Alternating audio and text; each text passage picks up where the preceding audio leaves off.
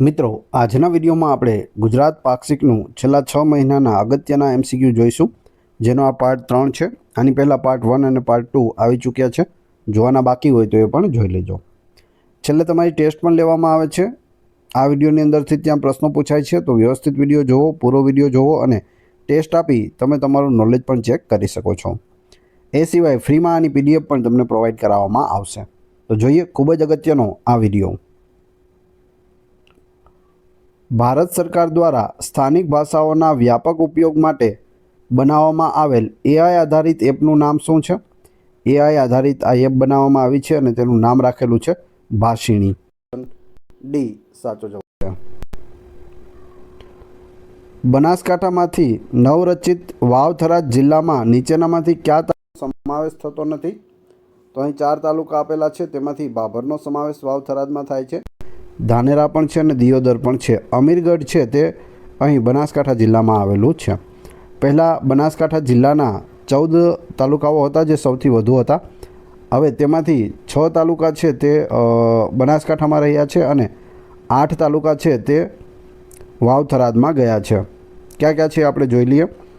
પહેલાં આપણે બનાસકાંઠાના જોઈએ તો અમીરગઢ, દાંતા, વડગામ, પાલનપુર, ડીસા અને દાંતીવાડા, આ 6 તાલુકા છે તે બનાસકાંઠામાં રહ્યા છે. જ્યારે વાવ-થરાદમાં ધાનેરા, થરાદ, લાખણી, વાવ, દિયોદર, સુઈગામ, ભાભર અને કાંકરેજ, આમ 8 તાલુકાઓનો સમાવેશ થાય છે. આગળ જોઈએ. રાષ્ટ્રીય કક્ષાનો NQAS એવોર્ડ મેળવનાર Paldi health and wellness centre ગુજરાતના કયા જિલ્લામાં આવેલ છે?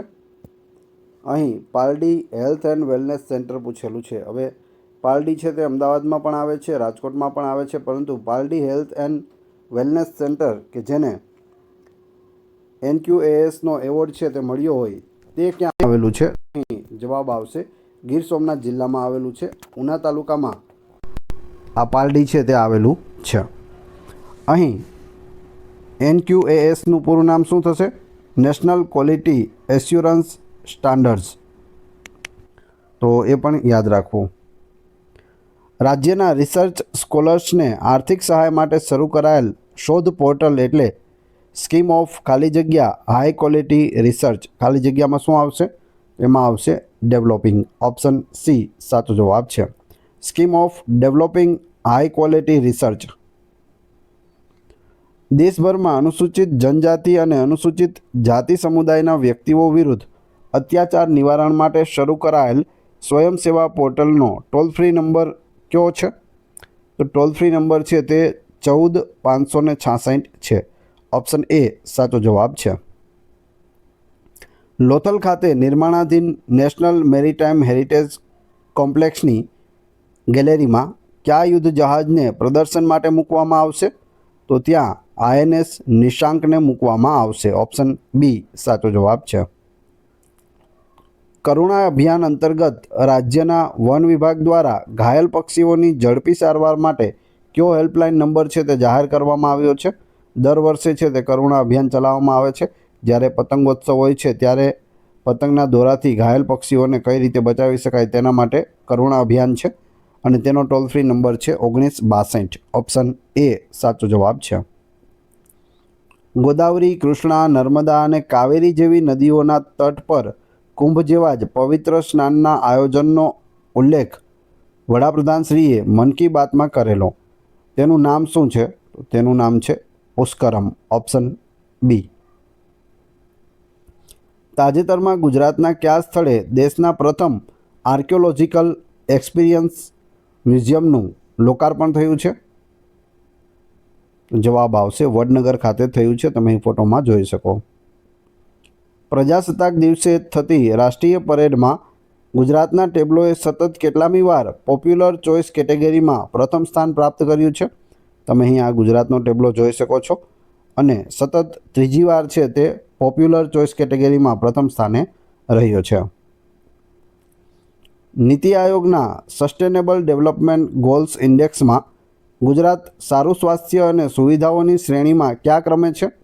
તો ગુજરાત છે તે પહેલા ક્રમે છે. બિમસ્ટેક યુથ સમિટ વિશે નીચેનામાંથી કયા વિધાન સત્ય છે? તો અહીં વિધાનો આપણે જોઈએ તો 2 અને 3 સત્ય છે. જોઈએ, બિમસ્ટેક યુથ સમિટની પ્રેરણા વડાપ્રધાન શ્રી નરેન્દ્રભાઈ મોદીએ આપેલી, એ સાચું છે. ત્રીજું, સસ્ટેનેબલ ડેવલપમેન્ટ ગોલ્સ મેળવવામાં સભ્ય દેશોની યુવા શક્તિ યોગદાન આપે તે હેતુથી આ સમિટ છે તે થાય છે.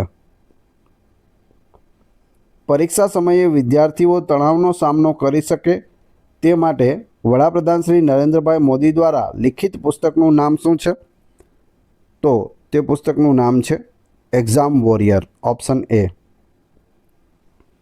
કેન્દ્રીય બજેટ 2025માં દેશના કેટલા ઓછી કૃષિ ઉત્પાદકતા ધરાવતા જિલ્લાઓ માટે પીએમ ધન ધાન્ય કૃષિ યોજના શરૂ કરવામાં આવી છે? પ્રધાનમંત્રી ધન ધાન્ય કૃષિ યોજના. જવાબ આવશે 100 જિલ્લાઓ માટે આ યોજના શરૂ થઈ છે. ગિફ્ટ સિટીમાં તાજેતરમાં શરૂ થયેલ એઆઈ સેન્ટર ઓફ એક્સલન્સની સ્થાપના માટે ગુજરાતના સાયન્સ અને ટેકનોલોજી વિભાગ સાથે કઈ સંસ્થાએ એમઓયુ સાઇન કર્યા છે? તો જવાબ આવશે માઇક્રોસોફ્ટે એમઓયુ સાઇન કર્યા છે. તાજેતરમાં ગુજરાતના કયા શહેરની સિવિલ હોસ્પિટલ રોબોટિક સર્જરીની સુવિધા આપનાર ભારતની પ્રથમ સરકારી હોસ્પિટલ બની ગઈ છે? તો એ છે અમદાવાદ સિવિલ હોસ્પિટલ, જે એશિયાની સૌથી મોટી હોસ્પિટલ છે. કચ્છના કયા ગામના 32.78 હેક્ટર વિસ્તારને બાયોડાયવર્સિટી હેરિટેજ સાઇટ તરીકે જાહેર કરવામાં આવેલ છે? જવાબ આવશે ગુનેરીને. ખોખો વર્લ્ડ કપ 2025 જીતનાર ભારતીય મહિલા ટીમમાં બહુમૂલ્ય યોગદાન આપનાર ગુજરાતના ડાંગની મહિલા ખેલાડીનું નામ શું છે? આપણા ડાંગનું ગૌરવ કહી શકાય. જવાબ આવશે ઓપીના ભિલાર. ખોખો વર્લ્ડ કપ છે તેનું આયોજન પ્રથમ વખત થયું હતું, ભારતમાં થયું હતું, અને મહિલાઓની ટીમ પણ જીતી છે અને પુરુષોની ટીમ પણ જીતી છે. રાજ્યના તમામ પોલીસ સ્ટેશનોમાં આવતા બાળકો, મહિલાઓ અને વરિષ્ઠ નાગરિકો માટે કયા નામથી સુવિધા કેન્દ્ર શરૂ કરવામાં આવશે? તો જવાબ આવશે સાંત્વના કેન્દ્ર શરૂ કરવામાં આવશે. તાજેતરમાં યોજાયેલ મિલેટ મહોત્સવ અને પ્રાકૃતિક ફાર્મ માર્કેટના રાજ્યકક્ષાની ઉજવણી કયા જિલ્લામાં થઈ? તો તે અમદાવાદ જિલ્લામાં થઈ છે. તાજેતરમાં કયા જિલ્લામાં મુખ્યમંત્રી શ્રી ભૂપેન્દ્રભાઈ પટેલે સ્કૂલ ઓફ અલ્ટિમેટ લીડરશિપનો શિલાન્યાસ કર્યો છે? ગાંધીનગર ખાતે કર્યો છે. ગુજરાત સરકારે નીચેનામાંથી કયા સ્થળે કન્સ્ટ્રક્શન સ્કિલ ટ્રેનિંગ ઇન્સ્ટિટ્યૂટની સ્થાપના માટે એલએનટી સાથે એમઓયુ કર્યા છે? તો જવાબ આવશે વડનગર ખાતે. વિકસિત ગુજરાત રોડમેપમાં ગુજરાતમાં સરેરાશ આયુષ્ય 70 વર્ષથી વધારીને કેટલા વર્ષ કરવાનો લક્ષ્યાંક નિર્ધારિત કરવામાં આવ્યો છે? તો જવાબ આવશે 84 વર્ષ કરવાનો લક્ષ્ય છે. જી સફળ યોજનાનો મુખ્ય હેતુ કયો છે? અંત્યોદય પરિવારોની આજીવિકામાં વધારો કરવો. જી સફળ યોજના. ગુજરાતમાં પ્રથમવાર કયા સ્થળે સી ફૂડ ફેસ્ટિવલનું સફળ આયોજન કરવામાં આવ્યું? સી ફૂડ ફેસ્ટિવલ દાંડી ખાતે યોજાયો હતો, ઓપ્શન ડી. ગુજરાત બજેટ 2025-26 એ વિકાસના 5 સ્તંભને વરેલું છે. વિકાસના આ 5 સ્તંભમાં નીચેનામાંથી કોનો સમાવેશ થાય છે? તો અહીં આપેલ તમામનો સમાવેશ થાય છે. 5 છે. જોઈએ આપણે. ગ્રીન ગ્રોથ, માનવ સંસાધન વિકાસ, સામાજિક સુરક્ષા, આંતરમાળખાકીય સુવિધા અને આર્થિક પ્રવૃત્તિઓનો વિકાસ. આ 5નો સમાવેશ થાય છે. ગુજરાત બજેટ 2025-26 અંતર્ગત નાણામંત્રીશ્રીએ વર્ષ 2025ને કયા વર્ષ તરીકે ઉજવવાની જાહેરાત કરી છે? તો જવાબ આવશે શહેરી વિકાસ વર્ષ. નવા ગ્રીનફિલ્ડ ગુજરાત બજેટ 2025-26 અંતર્ગત ખાલી જગ્યા એક્સપ્રેસવે અને ખાલી જગ્યા નવા હાઈસ્પીડ કોરિડોર વિકસાવવાની ઘોષણા કરવામાં આવી છે. તો અહીં જવાબ આવશે 2 અને 12. 2 નવા એક્સપ્રેસવે બનશે. તમે અહીં ફોટોમાં પણ જોઈ શકો. અહીં નમો શક્તિ એક્સપ્રેસવે છે જે ડીસાને પીપાવાવ બંદર સાથે જોડશે, અને બીજો છે સોમનાથ દ્વારકા એક્સપ્રેસવે જે આ અમદાવાદથી દ્વારકા સુધી, અહીં સોમનાથ સુધી પણ જશે. ગુજરાત બજેટ 2025-26માં વિવિધ આવાસ યોજના હેઠળ અપાતી રૂપિયા 1,20,000ની સહાયમાં કેટલો વધારો કરવામાં આવ્યો છે? તો તેમાં 50,000નો વધારો કરવામાં આવ્યો છે. એટલે હવે 1,70,000 આપવામાં આવે છે. આગળ જોઈએ. ગુજરાતની વિકાસ ગતિને તેજ બનાવવા માટે જાહેર કરાયેલ વિકસિત ગુજરાત ફંડમાં આગામી 5 વર્ષમાં કેટલી નાણાકીય જોગવાઈ કરવાનું નિર્ધારિત કરવામાં આવ્યું છે? તો જવાબ આવશે 50,000 કરોડ. આગળ જોઈએ. ગુજરાત બજેટ 2025-26માં કયા સ્થળે વર્કિંગ વુમન હોસ્ટેલ બનાવવાની જોગવાઈ કરવામાં આવી છે? વર્કિંગ વુમન હોસ્ટેલ જવાબ આવશે આપેલ તમામ, એટલે કે ગાંધીનગર, અમદાવાદ અને સુરત ત્રણે જગ્યાએ વર્કિંગ વુમન હોસ્ટેલ બનાવવામાં આવશે. આગળ જોઈએ. ગુજરાત બજેટ 2025-26માં જાહેર કરાયેલ ગુજરાત વહીવટી સુધારણા પંચના અધ્યક્ષ તરીકે કોની નિમણૂક કરવામાં આવી છે? ગુજરાત વહીવટી સુધારણા પંચના અધ્યક્ષ બની ગયા છે doctor Hasmukh Adhia. Option D. ખેડૂતોને પાક વાવેતર વિસ્તાર, પાક ઉત્પાદન, પાક પરિસ્થિતિ, જીવાતના ઉપદ્રવ, હવામાન વગેરે માહિતી મળે તે માટે રાજ્ય સરકારે કઈ એપ તૈયાર કરી છે? તો તે માટે કૃષિ પ્રગતિ એપ છે તે લોન્ચ કરવામાં આવી છે. તાજેતરમાં દિલ્હીમાં આયોજિત સ્કોચ 100 સમિટમાં ગુજરાતના કયા વિભાગે ગોલ્ડ કેટેગરીમાં 2 એવોર્ડ પ્રાપ્ત કર્યા છે? તો જવાબ આવશે આરોગ્ય વિભાગે. 8 માર્ચના રોજ ઉજવવામાં આવતા આંતરરાષ્ટ્રીય મહિલા દિવસની વર્ષ 2025 માટેની થીમ નીચેનામાંથી કઈ છે? તો થીમ છે for all women and girls right, equality and empowerment. Option D.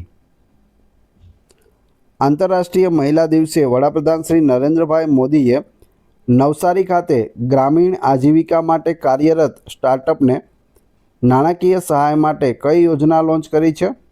તો તેઓએ જી મૈત્રી યોજના લોન્ચ કરી છે. તમે એ ફોટો પણ જોઈ શકો.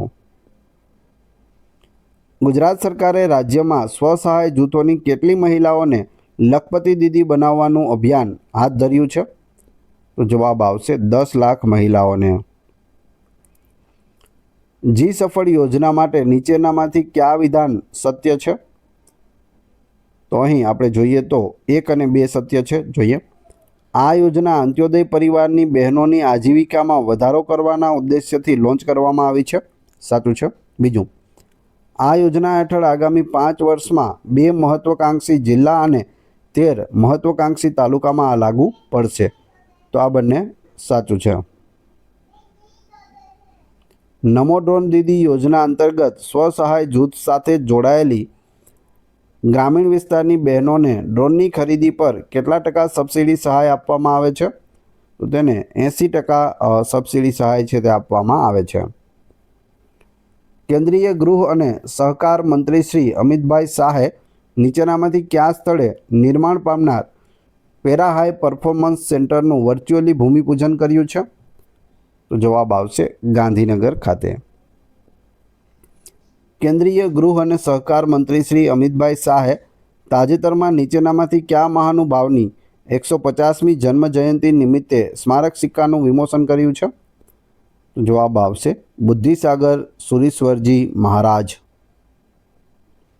ગુજરાતનું કયું શહેર ભારતનું પ્રથમ ગ્રીનફિલ્ડ સ્માર્ટ સિટી બનશે? તો તે બનશે ધોલેરા. Option A. વડાપ્રધાન શ્રી નરેન્દ્રભાઈ મોદીએ શરૂ કરેલ મિશન લાઈફ એટલે લાઇફસ્ટાઇલ ફોર શું આવશે? એન્વાયરમેન્ટ. લાઈફનો મતલબ થશે લાઇફસ્ટાઇલ ફોર એન્વાયરમેન્ટ. તાજેતરમાં મુખ્યમંત્રી શ્રી ભૂપેન્દ્રભાઈ પટેલે બનાસકાંઠાના કયા ગામ ખાતે આધુનિક સિમેન્ટ પ્રોડક્શન યુનિટનું ઉદ્ઘાટન કર્યું છે? તો જવાબ આવશે દામા ખાતે. કેન્દ્ર સરકારની ગુડ સમરિટન યોજનાનો ઉદ્દેશ્ય શું છે? ગુડ સમરિટન યોજના જવાબ આવશે માર્ગ અકસ્માત દરમિયાન માનવ જીવન બચાવવામાં મદદરૂપ થનારને પ્રોત્સાહન. નાગરિક ઉડ્ડયન મંત્રાલયની પહેલ અંતર્ગત અમદાવાદ એરપોર્ટ ખાતે મુસાફરોને ₹10થી શરૂ થતા નાસ્તાની સુવિધા આપવા માટે શરૂ કરાયેલ કાફેનું નામ શું છે? તો તેનું નામ ઉડાન યાત્રી કાફે રાખેલું છે? Option D. હવે તમારી ટેસ્ટ જે આપણે વિડીયો જોયો તેમાંથી તમને અહીં પ્રશ્નો પૂછવામાં આવે છે, જેના જવાબ તમારે ક્રમશઃ કમેન્ટ બોક્સમાં આપવાના છે, જેથી મને ખ્યાલ આવે કેટલા લોકોએ વ્યવસ્થિત વિડીયો જોયેલો છે અને કેટલા લોકોને આ પ્રશ્નોના જવાબ આવડે છે. એ પછી આપણે PDF વિશે પણ વાત કરીશું. વિડીયો પસંદ આવી રહ્યો હોય તો લાઇક, કોમેન્ટ, શેર અને સબસ્ક્રાઈબ કરવાનું ના ભૂલશો. આ ચેનલ ઉપર ઘણા બધા વિડીયો અવેલેબલ છે. તમે ચેનલના નામ ઉપર ક્લિક કરી વિડીયોમાં જઈ બધા જ લેટેસ્ટ વિડીયો જોઈ શકો છો. ટેસ્ટમાં પ્રથમ પ્રશ્ન છે, ભારત સરકાર દ્વારા સ્થાનિક ભાષાઓના વ્યાપક ઉપયોગ માટે બનાવવામાં આવેલ AI આધારિત એપનું નામ શું છે? ઓપ્શન પણ આપેલા છે, ફોટો પણ છે, તમારે કમેન્ટ બોક્સમાં જવાબ આપવાનો છે. બીજો પ્રશ્ન, બનાસકાંઠામાંથી નવરચિત વાવથરા જિલ્લામાં નીચેનામાંથી કયા તાલુકાનો સમાવેશ થતો નથી? વાત કરીએ PDFની તો આ વિડીયોની ફ્રી PDF આપને ટેલિગ્રામ અને વોટ્સઅપ ગ્રુપમાં મળી જશે, જેની લિંક ડિસ્ક્રિપ્શનમાં પણ આપેલી છે.